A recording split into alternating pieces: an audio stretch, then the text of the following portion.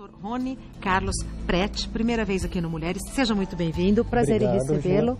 Boa tarde. Boa tarde. A gente vai falar sobre síndrome do olho seco. Por que é síndrome, doutor?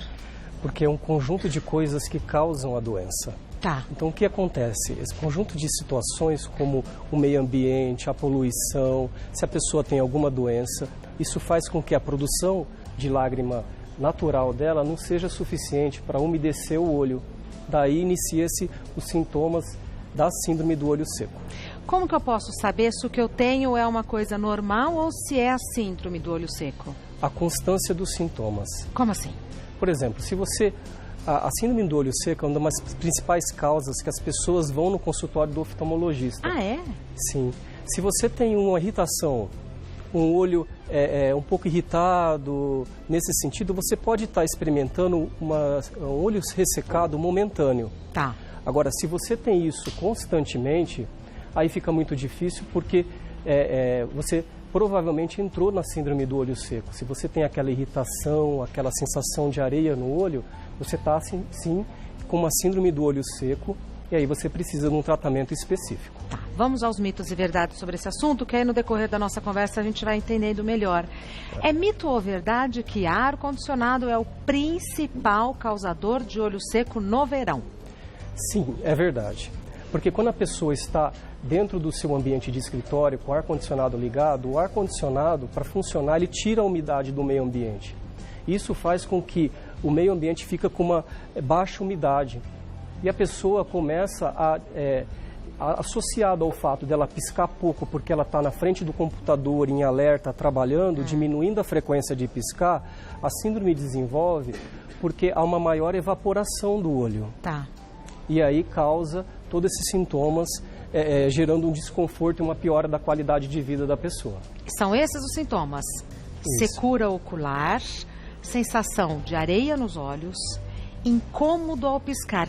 Que tipo de incômodo? Parece que arde? Isso, parece que arde e tem areia no olho. Tá.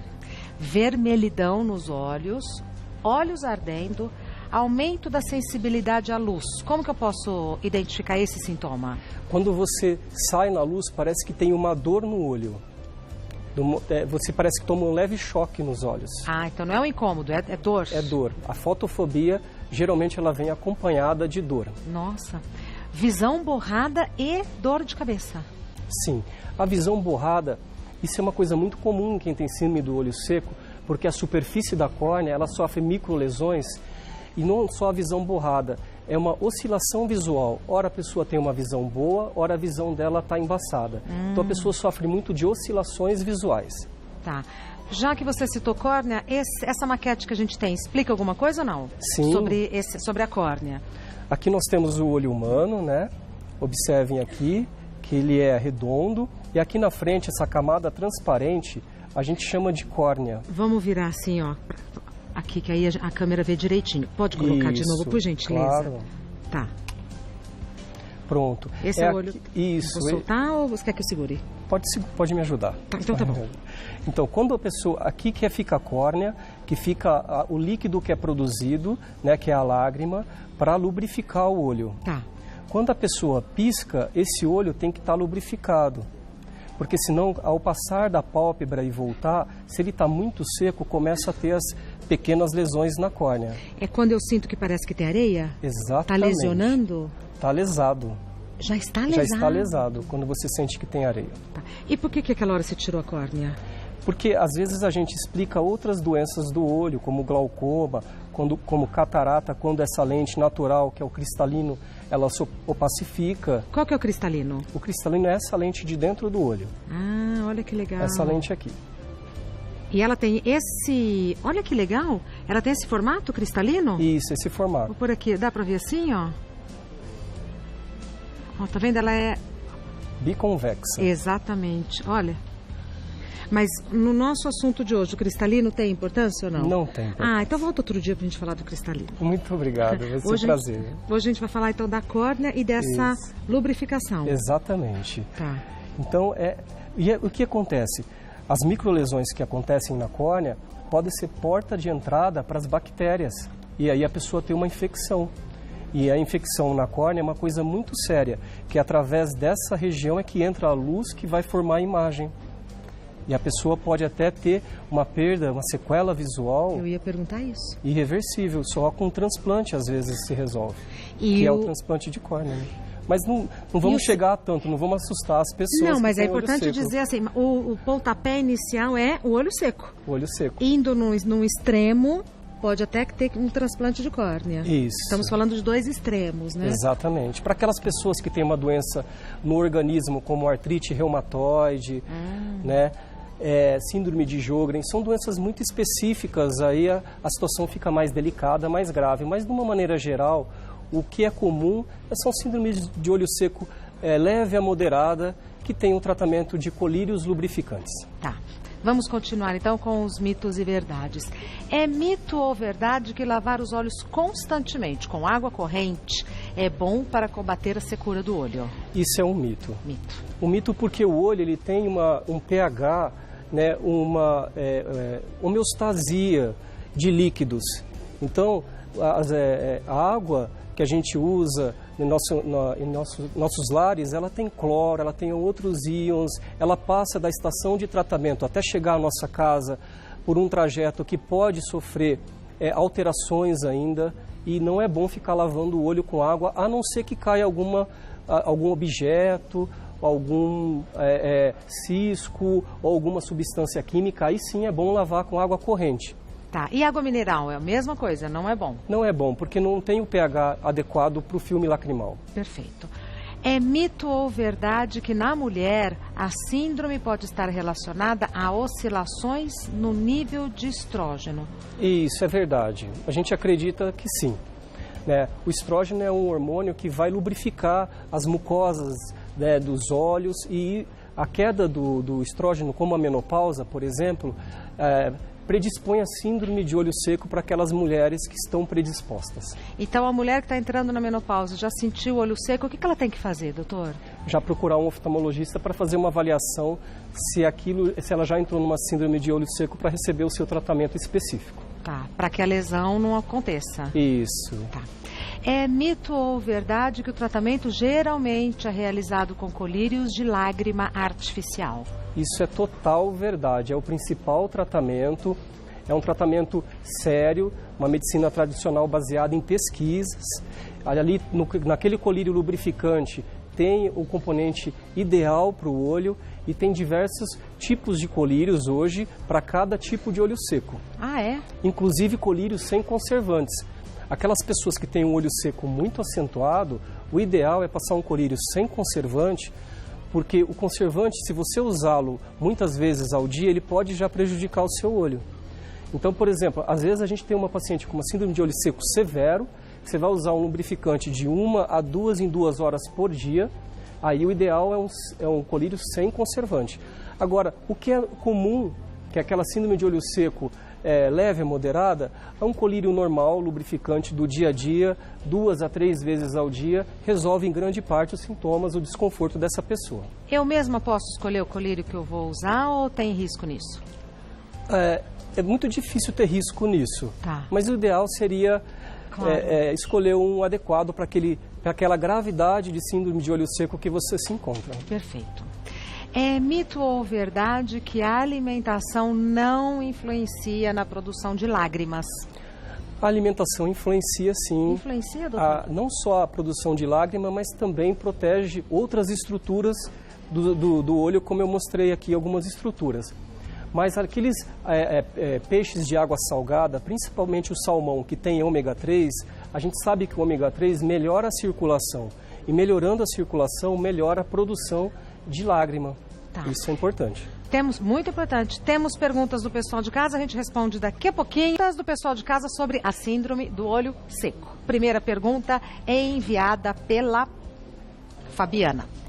Quantas vezes por dia uma pessoa que tem síndrome de olho seco pode pingar colírio de lágrima artificial? Ele pode ser usado constantemente, sem pausas no verão?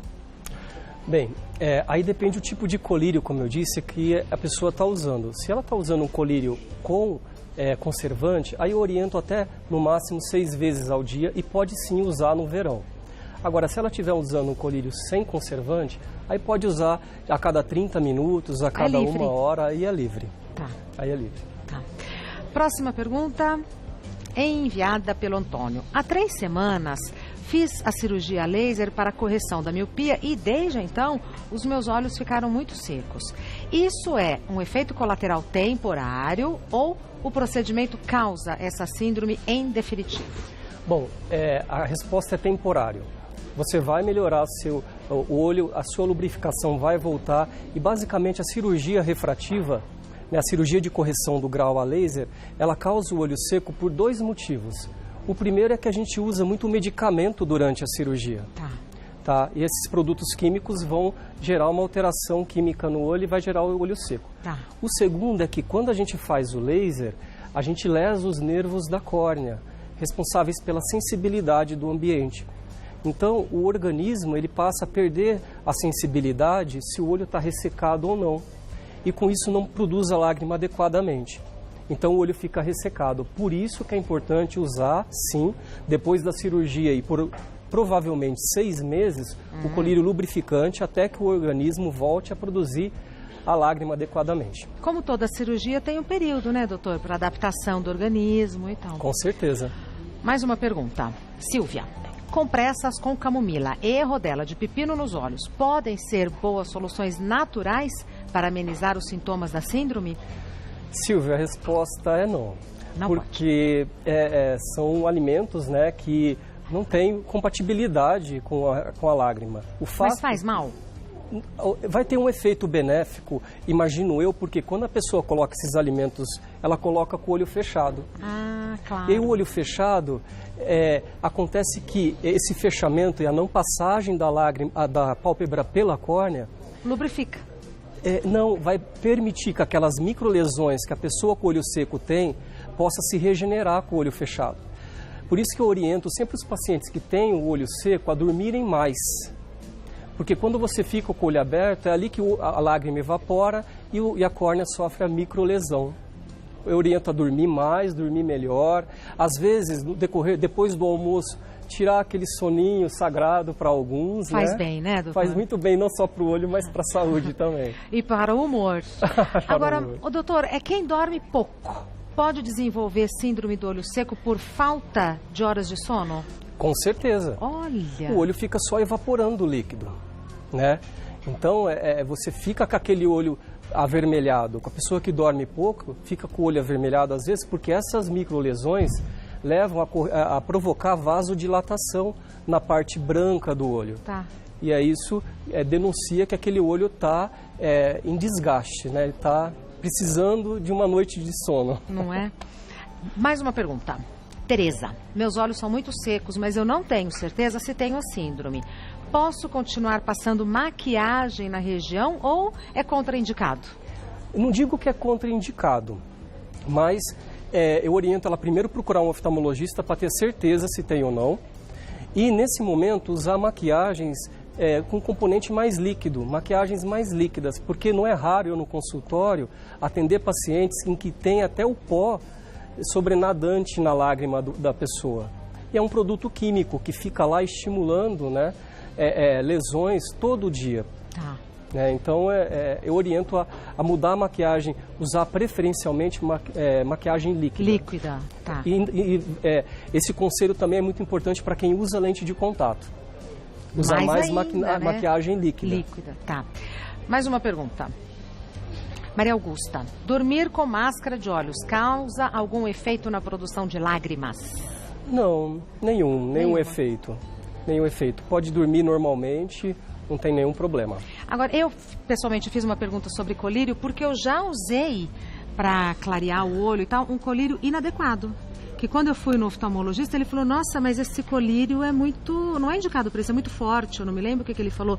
Então era um colírio que não estava adequado. Então até um simples colírio, entre aspas, precisa ser prescrito, né, doutor? Com certeza. Esses colírios que clareiam o olho, eles têm uma substância que eles podem, para quem tem pressão alta e diabetes, interferir na doença. Aumentar um pouco a pressão. Olha que perigo. Reduzir um pouco o controle do diabetes. E quem tem uma predisposição ao certo tipo de glaucoma, ele também pode desencadear esse glaucoma. Tá. é coisa séria. É. O Dr. Rony Carlos Prete é médico oftalmologista. O site do doutor é Prete prete-institute.com.br. prete-institute.com.br. O telefone do Dr. Rony é 11 2831 3129. 2831 3129. E tem o WhatsApp da clínica, que é 11 98089 2931. 98089 2931. Doutor Rony, prazer em recebê-lo. Até a próxima. Muito obrigado pelo convite, eu que agradeço. Tem nome de príncipe, né? Porque nós temos o Ronivon aqui, que é o nosso príncipe.